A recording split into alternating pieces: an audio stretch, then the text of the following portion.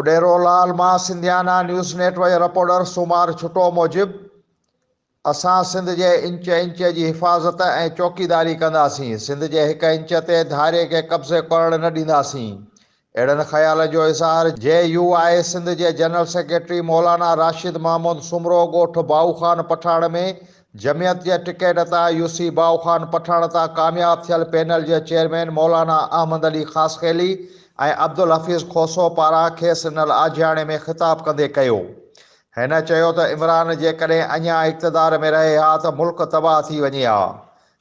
राशिद महमूद सुमरो वधीक ॻाल्हाईंदे चयो त असां JUI जे हर फोरम ते सिंध जे हक़नि लाइ आवाज़ उथारियो आहे।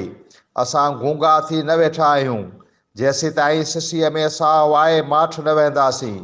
सिंध जे हक़नि लाइ जंग विढ़ंदा रहंदासीं। मज़लूम हारिन ग़रीबनि जे हक़नि लाइ असांजी जदोजहद जारी रहंदी। हिन वधीक चयो त हिन मुल्क जा माण्हू महांगाई जे करे ख़ुदकशियूं पिया कनि। महांगाई इमरान ख़ान जे करे थी आहे।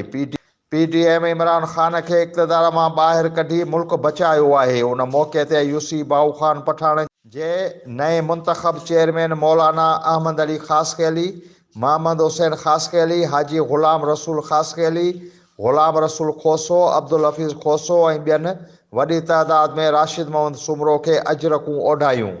उन खां अॻु राशिद महमूद सुमरो उडेरोलाल स्टेशन में अल जमियत बिज़नेस फोरम जी आफ़ीस जो पिणु इफ़्तिताह कयो, जिते JUI जे अॻुवाणनि मौलाना अब्दुल क़यूम जोगी, अदनान मोहम्मद हाशिम छुटो, मौलाना अब्दुल वहाब फुल ऐं ॿियनि पिणु राशिद महमूद सुमरो खे अजरकूं ओढायूं ऐं गुलनि जी वर्खा कई।